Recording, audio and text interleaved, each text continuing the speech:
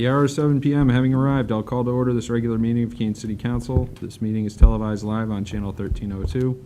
The video is also streamed on the city's website and is posted to the city's website on the next business day, barring any technical difficulties. If you'd like to receive an electronic copy of the City Council packet to reference while viewing future broadcasts, please go to the city clerk's office during business hours or go to the city's website and subscribe to the city meetings email list. The agenda is also accessible from any mobile device. The city has adopted a mandatory indoor face covering ordinance to help combat the pandemic, and which we are in the process of educating businesses and the public about. We request that anyone present in the room comply with the ordinance and wear an appropriate face covering. Thank you for your cooperation. And with that, I would ask the clerk to please call the roll. Michael J. Remy. Brian J. Lake. Here. Michael J. Remy. Gladys Johnson. Michael Giacomo. Here. Randy L. Fillier. Here. Robert C. Williams. Here. Philip M. Jones. Here. Andrew M. Madison. Here. Chris E. Roberts. Here. Raleigh C. Ormerod. Here. Tina A. Shadbourne. Here. Catherine I. Workman. Here. Mitchell H. Greenwald. Here. Kate M. Bosley. Here. Thomas F. Powers. Here. Thank you very much. So seeing that quorum is present, I'll be honest with you. The position that the mayor's in right now to determine whether people can participate remotely or not without any concrete rules from the council has not been an easy one. I, for one, am really hopeful that the council in the next month or so will at least come up with some rules and some guidance that sort of takes me out of this position. Tonight, we have Councilor Remy who's on. He's like a day before he's supposed to be off quarantine according to CDC guidance.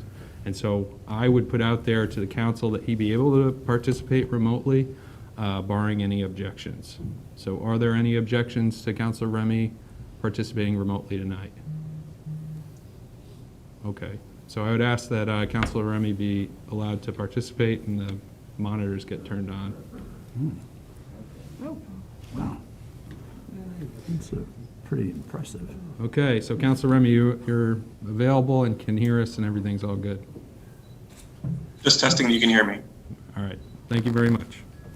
With that, we'll move on to our... Oh, yeah. So Councilor Remy, can you state your name, your location, whether or not anyone else is in the room with you, and your reason for not being present tonight? Yeah, I am home. I'm alone in this room, and I am under quarantine for CDC guidance. All right, thank you. And so seeing as we have a remote counselor, all votes will be by roll call tonight. And we'll move on with the regular agenda. I'd ask Councilor Workman to please lead us in the pledge.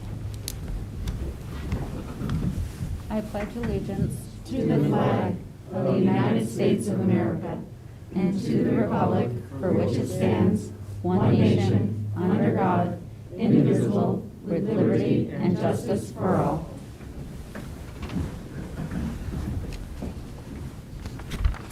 All right, just one announcement tonight. FOP committee has been doing a great job so far with the CIP, and they will continue that review.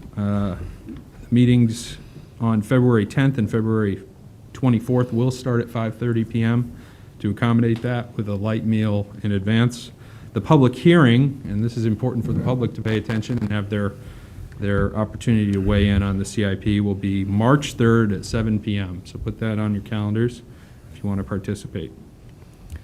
And with that, I'd be looking to Councilor Powers for motion. Councilor Bosley for a second, please, on the minutes. Thank you, Your Honor. I move to accept the minutes from the January 20th, 2022 regular meeting as printed. And I second that. And we have a motion from Councilor Powers, seconded by Councilor Bosley. Any discussion on the minutes? Seeing none, will the clerk please call the roll? Councilor Lake. Yes. Councilor Remy. Yes. Councilor Giacomo. Yes. Councilor Filio. Yes. Councilor Williams. Yes. Councilor Jones. Yes. Councilor Madison. Yes. Councilor Roberts. Yes. Councilor Ormerod. Yes. Councilor Chadbourne. Yes. Councilor Workman. Yes. Councilor Greenwald. Yes. Councilor Bosley. Yes. Councilor Powers. Yes. And it's unanimous, which brings us to confirmations, number one.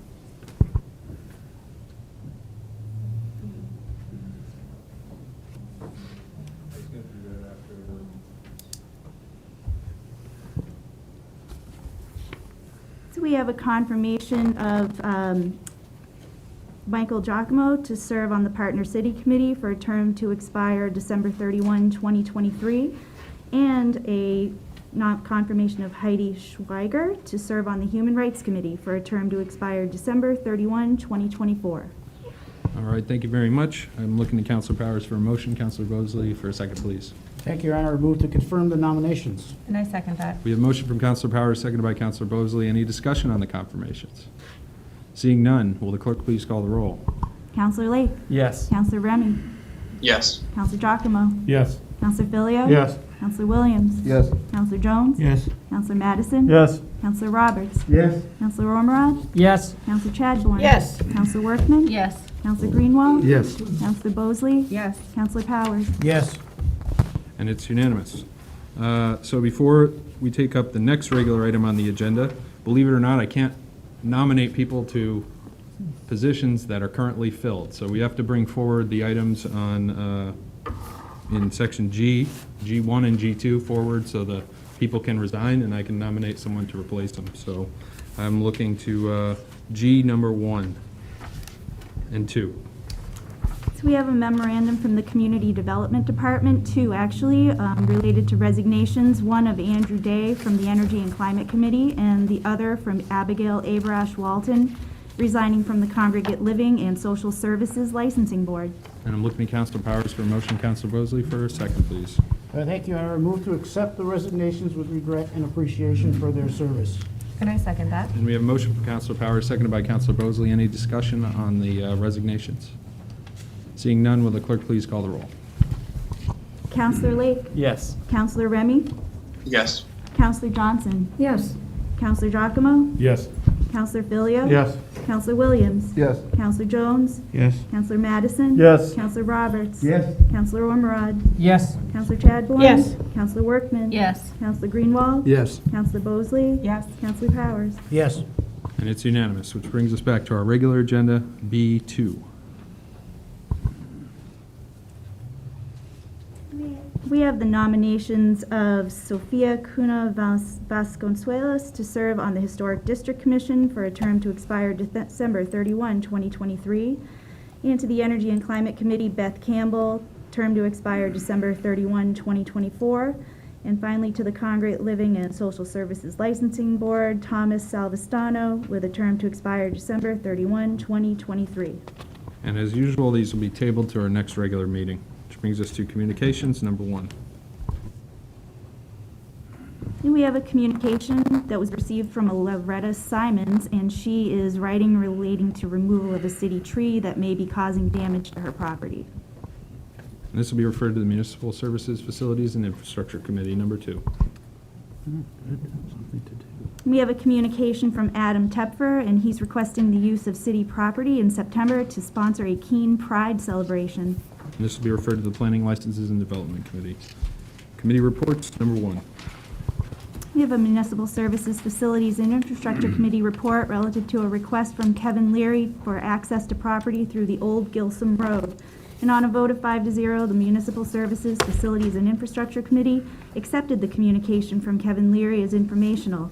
And further, on a vote of 5-0, the Municipal Services, Facility, and Infrastructure Committee recommends, per Section 94-238 of the City Code of Ordinances, that Kevin Leary of 27 Meeting House Road, Keene, New Hampshire, be permitted to use motorized vehicles on the Class 6 portion of the Old Gilsum Road for the purpose of accessing and transporting in and out equipment up to 4 times per year until 2023 to the Fontaine Albert R. Revocable Trust property, identified by tax map number 2180900000000. Sorry.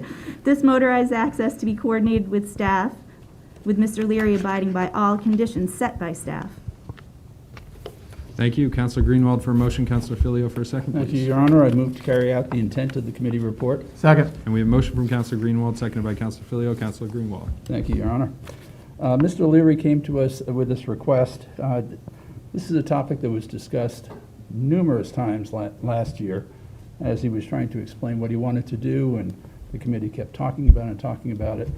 And they eventually granted him permission to utilize this property and to bring motorized equipment motorized equipment. It's a small portable excavator. It's not an ATV.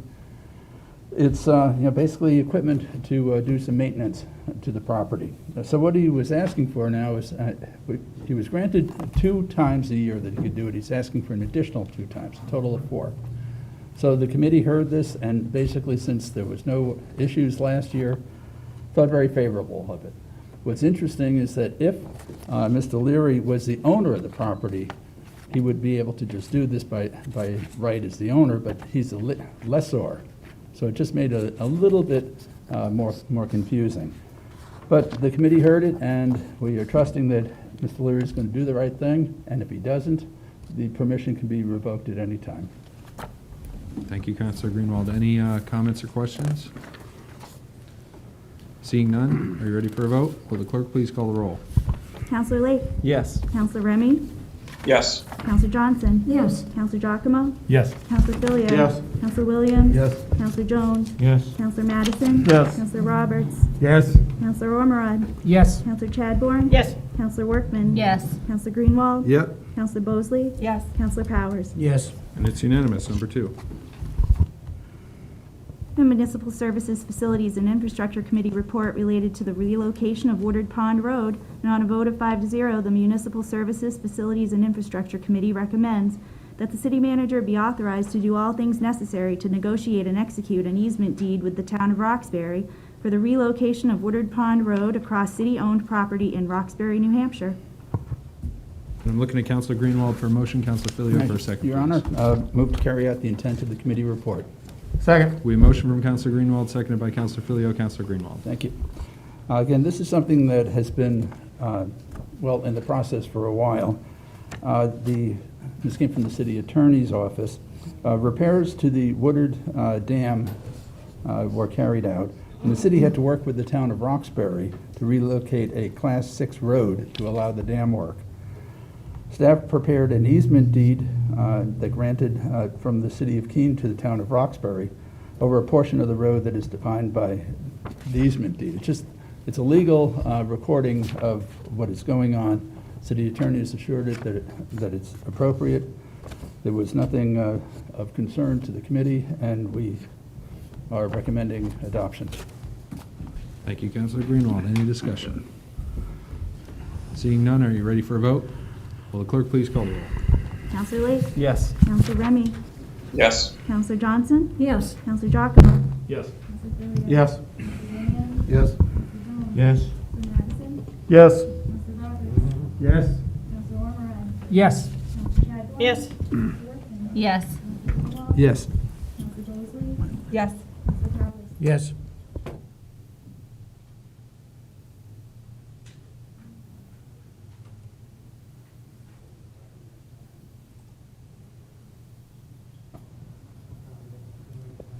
There we go. Okay. Number 3.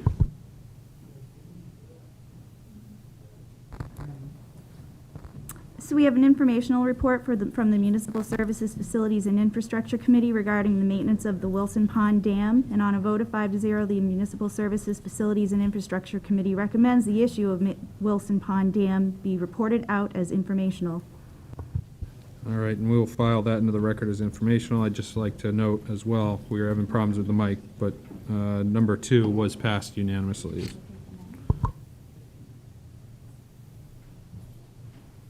Which brings us to number 4.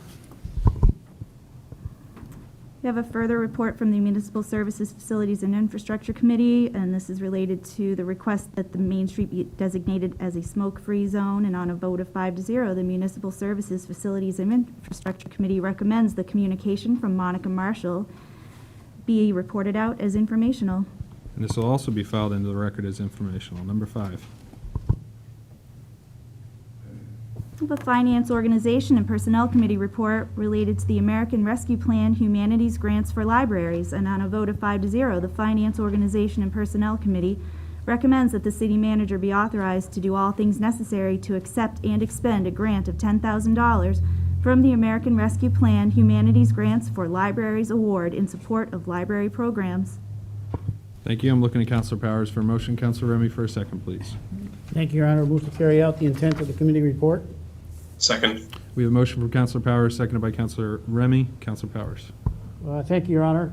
We were joined by the library director to explain that this grant, $10,000 grant, funding coming from the American Recovery Plan Humanities Grants, it was a quick turnaround, so it got put right on the Finance Committee agenda at the last minute this week, but we were able to do it as part of our meeting for the CIP program. And this funding is bring some money back into the city's program so that they can continue or really restart the Chautauqua program, which is run since 2018, but has not been running too much during the pandemic period, just because of activity that's prevented from being done well when you're in masks and things of that nature. And the funding had to be diverted to some of the technology that was necessary to carry out the other programs. At any rate, $10,000 is coming to the city as long as the council approves it tonight. It was voted unanimously by the FOP, and we hope you do the same. Thank you. Thank you. Any comments or questions? Seeing none, are you ready for a vote? Will the clerk please call the roll?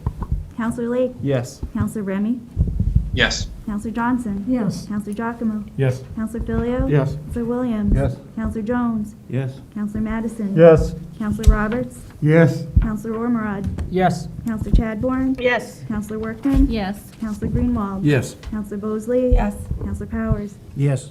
And that is unanimous. City Manager. Thank you, Your Honor.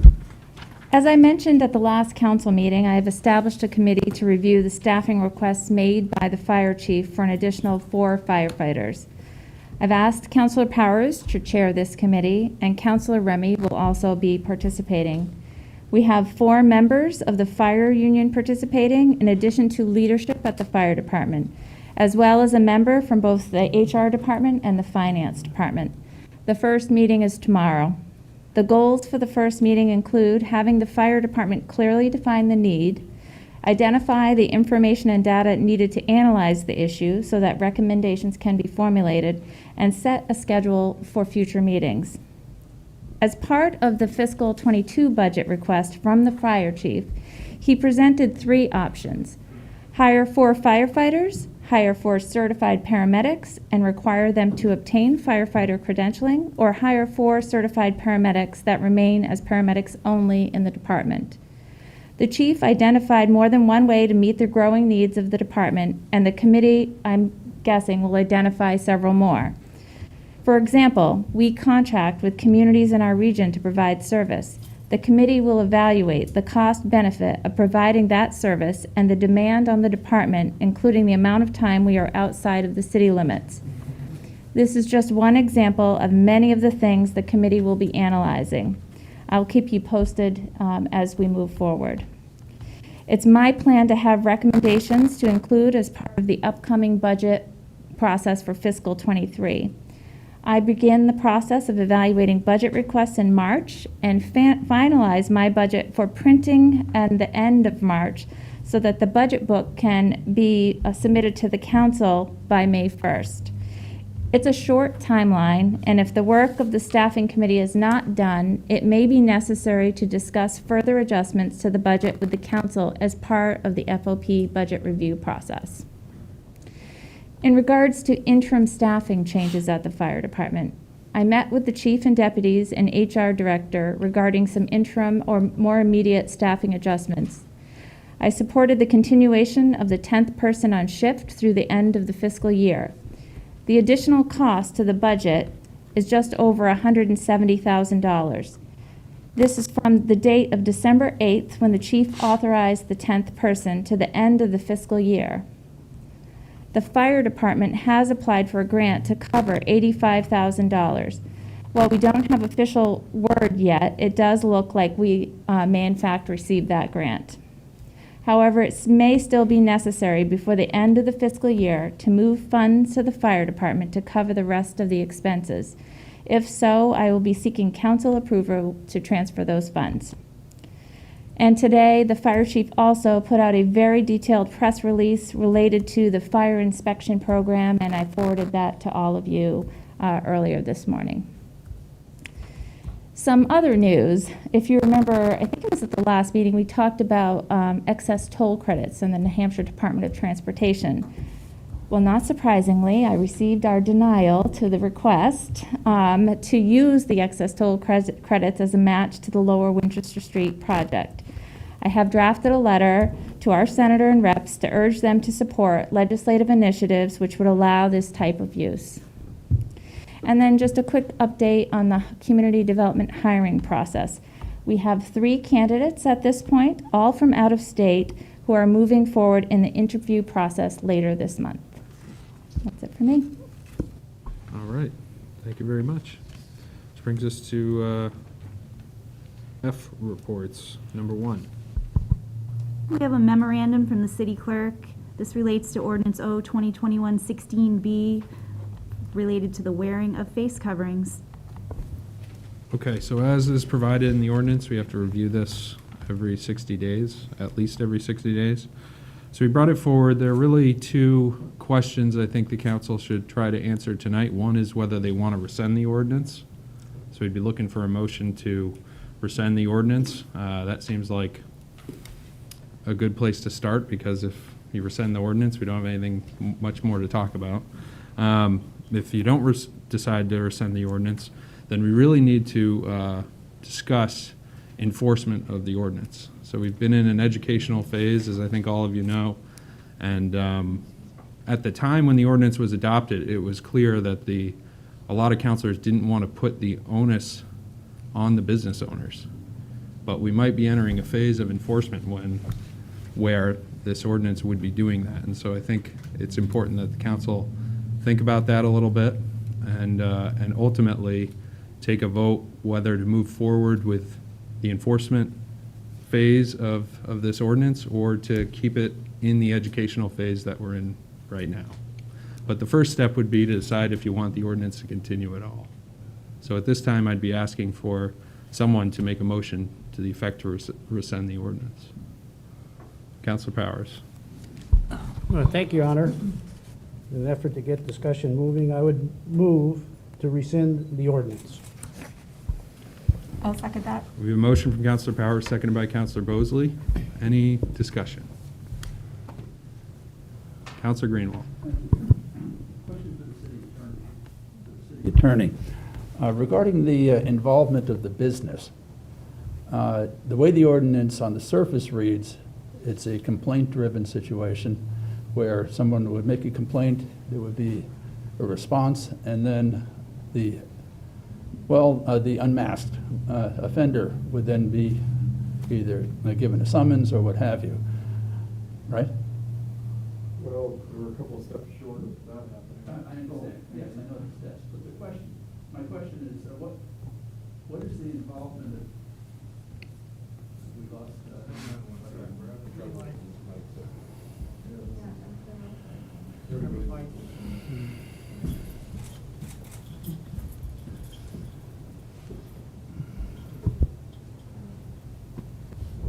I assure you, I did not do that on purpose. There were a couple of steps short of okay, that happening. but the root of my question is, what is the involvement of the business as the ordinance stands right now? Essentially, the requirements on the business are stated in the ordinance itself. For all intents and purposes, those are, not having going through it each particular item, but for the business to prepare appropriate policies and procedures internally for its own, or their own employees, with respect to wearing a mask in certain situations when they're in contact with the public and there isn't a opportunity for a barrier of some kind. So generally, that's one. The other is to post a notice at the entry into the business that a mask is required per city ordinance. Per city ordinance, that's important to understand. And then the ordinance requires that the business deny service to an individual who enters who does not comply with the requirement of a mask.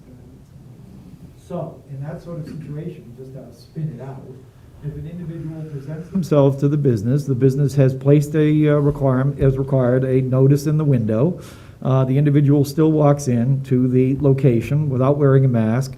The business can request that that individual wear a mask, please. And if they don't want to do that, the business is supposed to ask them to leave. If the individual doesn't leave at that point, we're not asking businesses, as far as I understand, to get into a dispute with these individuals.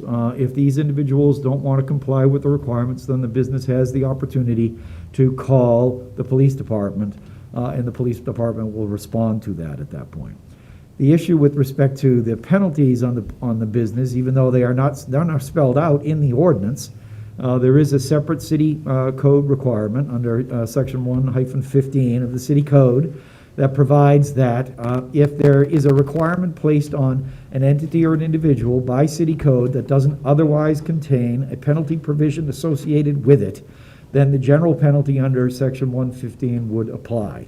That penalty states that it is up to $1,000. That's there only because that's what the statutory limit is under New Hampshire law. And the city can, based upon the summons that it creates, issue a category of fines that are lower than that. They would be probably around the area that we have identified for the individuals. The fine category is $100 for after a warning and failure to comply, and $250 after that. That's the general outline of the enforcement. Thank you. Any further comments or questions? Councilor Filio? Thank you, Your Honor. I appreciate the comments and the questions that we probably all have, but right now, the only motion in front of us is, do we rescind the ordinance? It has nothing to do with enforcement. Are we going to make changes to it? The motion on the floor is simply, are we going to rescind it? I'm just going to speak up on behalf of that and say at this point we shouldn't rescind it. And the reason being is simply stated science and numbers. We've all seen the reports from Cheshire Hospital. We've seen the reports nationally.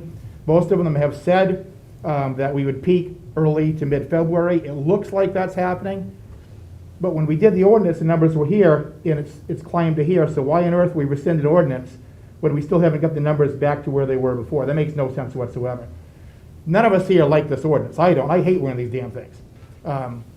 But, so be it. It's an ordinance. I would hope that a month from now that we would look at it again to possibly rescind it. And hopefully science, the numbers are back down low enough where we can take the chance and rescind it. But right now, based just on science and medical numbers in our community, I'm not taking the risk. This is a health matter. It's turned into a political matter, but my vote is simply a health matter. It was political, like I said, I hate masks and I hate the mask ordinance. It's based on health, and for me, that's it. So I will move no, not to rescind it at this time. We can talk about the other things after we do this vote. Any further comments or discussion from councilors? All right, seeing none, will the clerk please call the roll? Counselor Lake, No. Counselor Remy, Yes. Counselor Johnson, No. Counselor Giacomo, Yes. Counselor Filio, No. Counselor Williams, No. Counselor Jones, No. Counselor Madison, No. Counselor Roberts, Yes. Counselor Ormerod, No. Counselor Chadbourne, No. Counselor Workman, No. Counselor Greenwald, Nope. Counselor Bosley, Yes. Counselor Powers, Yes. All right, it looks like it fails. Yeah, motion fails, three in favor. 5 in favor, sorry, I missed the 2 marks at the end. 5 in favor, but it still fails. So that brings us to the next question, which I'm hoping we can get some clarification for the staff, frankly, on how we want to move forward, whether the educational phase should continue or we should move into a higher level of enforcement, which is probably going to involve more confrontation, and potentially fines. So I'd open that up to discussion. Councilor Giacomo. So I guess it's more of a question for you then. What does the difference look like? Do we add language to the ordinance then saying we then are going to really mean it this time? The ordinance, Or the ordinance what's the stays the change? same. It was just clear, I think that having the educational period was a good thing. It was a brand-new ordinance, and you can't just spring something like that on the public and on business owners, and I don't think that would have been fair. So we had several weeks of education where the staff has, when prompted, based on the guidelines in the ordinance, has tried to educate the public on the particulars of the ordinance, what the expectations are on the business owners, and what the expectations are on the public, how it works. We've reached a point where the staff needs some more direction, because it was clear during the first discussion that the council didn't want Keens Police Department to become the mass police handing out tickets to everybody. And it was also clear that they didn't want the burden of this ordinance to be on the business owners.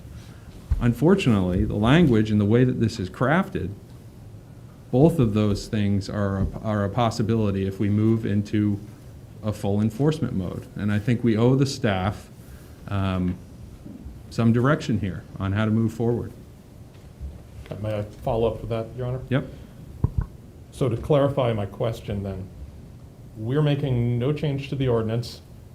We're just saying, this is more, we are voting on to tell staff that the ordinance actually means something now. To move it out of this educational phase and to show the staff that the council wants them to fully enforce this ordinance and move out of the education phase. Thank you, Your Honor. Your Honor, if I may. Sure. Just to help qualify. The way this is procedurally presented at the moment, the ordinance was adopted. You are the legislative body.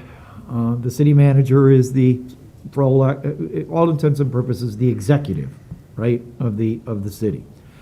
The executive has the authority to implement and enforce the ordinances of the city, just like the Attorney General's office does in the state of New Hampshire, or the county attorney does over in the county. And it's not unusual, even in those situations, for the executive to take the position that with a new ordinance or a new statute that comes down, to allow a period of time for education to occur to the public. One of the last times we saw this on the statewide level, and she can correct me, was when we passed the statute against handheld devices. There was a period of time when there was no enforcement of that. And then it was stated, after such and such a date, we will begin to enforce. So that's where the city manager is at this point, and she has the authority to do that without making any changes to the ordinance at this point. If you wanted to make changes to the ordinance, it would have to go through the ordinance amendment process, like we usually do. There would have to be a request submitted into the city clerk for an amendment. It would go before the council for a first reading. It would be referred back to the appropriate committee. You'll say, notice I did not say PLD, to the appropriate committee. And at that point, the committee would make a recommendation and it would come back up. You would have to go through that process at that point. City manager? And I would just like to reiterate what the mayor said. The reason we did such an extensive educational period is because it was pretty clear from the comments at the council meeting when this ordinance was adopted that the amendments that the council made, the council felt that that was taking the onus off of businesses. And once we determined that there were still responsibilities under the ordinance that would require businesses to do certain things, like post and refuse service to someone refusing to wear a mask, and then we articulated what that meant in terms of enforcement of the ordinance.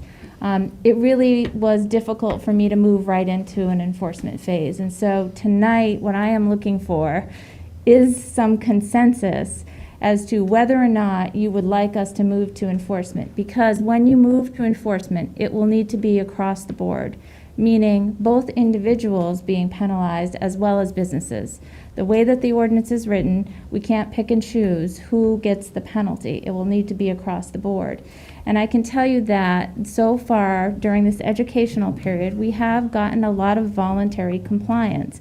We've responded to complaints, we provided copies of the ordinance, We've answered questions, but we probably are at the point where we've maximized the voluntary compliance portion. And so now it's really up to you to determine whether or not you would like us to move into that next phase. Counselor Workman? Thank you, Your Honor. My question is about, to the city manager regarding the level of education and our informational blitz to the community, specifically businesses, in regards to that Section 15 caveat. How are businesses aware that they are responsible under this ordinance, despite it not being explicitly detailed and explained in the ordinance? City Manager? Yes, they are aware. We got a list of business contacts for all businesses in the city of Keene, and we did a direct mailing email to them. But in addition to that, so if someone doesn't happen to be on that list, if we've received a complaint about a business, we've gone there and we've talked to them and we've provided a copy of the ordinance and said, look, here are your responsibilities under this ordinance. So I do feel that we have done a pretty good job getting the information out there. Is it possible that some businesses still don't know? Yes, it's possible. But the first visit would be a visit to educate them. Even when we move into enforcement, the first visit is a verbal warning. Right. So it does sound like the city has done our due diligence in informing the public and the community of this. All right, thank you. Counselor Johnson? Thank you, Your Honor. For me, I would recommend that we extend the education block of time, at least through February, where we are at such a peak time in the science. And that's where I would leave it. Okay, thank you. Further comments? I saw Counselor Roberts first, and Counselor Bosley. Excuse me. Yes, Your Honor. Last meeting, when there was a motion on the floor to extend the education for 30 days and then go into the enforcement, it was overwhelmingly shot down. Now we're talking about within about 30 days, the peak moment will be over with, and we'll be back to where we are. So if the council believes that, then there would be no need to put an enforcement phase if we're looking at taking this away in 30 days because the numbers are all down. So it'd be kind of like we're going to rush into enforcement so we can take it apart in 30 days. And if we're looking for 30 days, it may take a week or two for the police and everything know what they need to do. And so it'd be going. So if we look like everything's changing, it's looking good in 30 days, keep the education part in. The people around Keene are doing a really good job of masking up.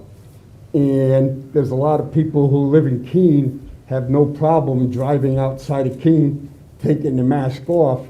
And some people get viruses. You catch viruses in a market basket in Swansea and bring it back into Keene because the virus knows no border. But we respect borders whether we wear a mask or not. But the majority of the people wear the mask without being forced to be told. So my thing is, let's extend the education period for the next 30 days. And the way it looks, we may be able to do away with the mask requirement completely. Thank you, Counselor Bosley and Counselor Greenwald. Thank you, Your Honor. So I agree with my fellow counselors about the educational phase continuing.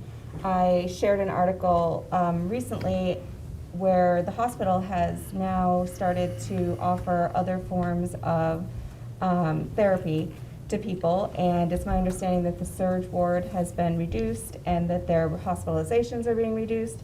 And I do believe, Councilor Filial, that we have met the peak and we're actually on the way down.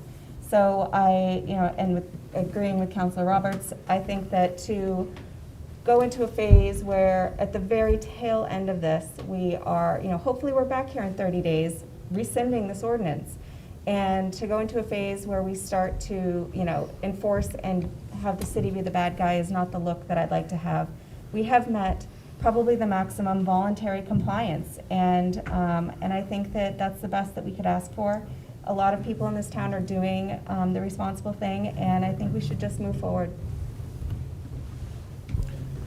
Counselor Greenwald, then Counselor Thank you, Remy. Your Honor. To move this along, would you accept a motion to extend the educational phase 30 days? I would. So moved. Second. We have a motion from Counselor Greenwald, seconded by Counselor Roberts. And just to be clear, okay, yep, so the motion is to extend the educational period. Yes. Your Honor, the only tune-up I would give. Sorry.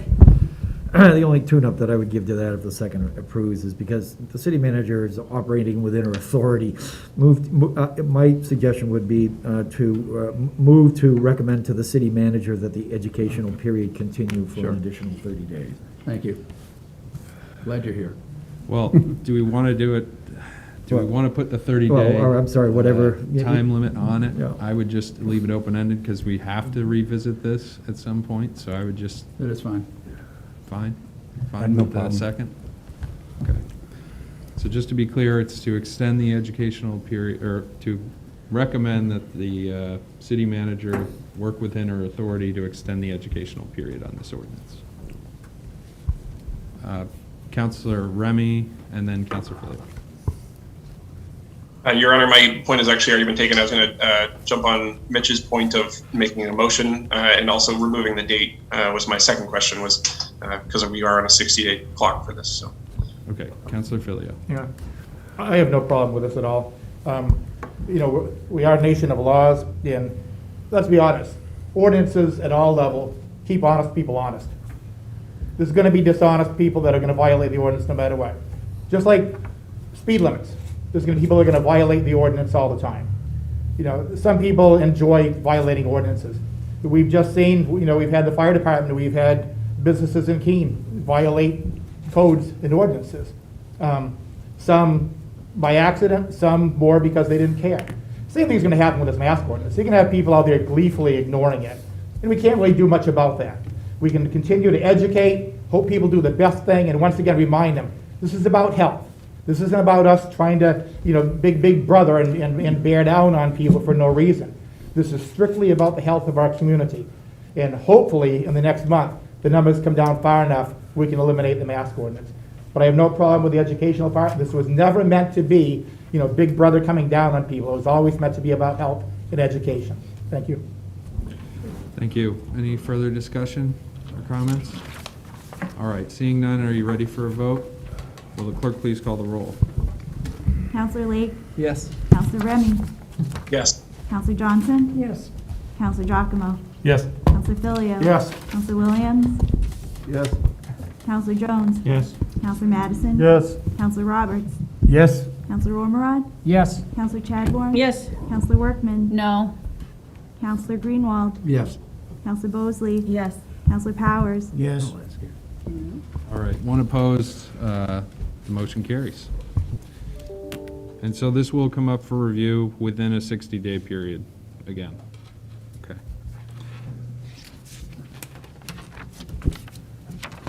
And that's it for our regular agenda. We do have a non-public, so I'm gonna have a 3-minute recess. Well, and- actually, Your Honor, it's going to be an adjournment for legal advice. Oh, okay. Adjournment for legal advice. So stay where you are, and we'll just clear the room. Thank you very much for your time and attention. We stand adjourned.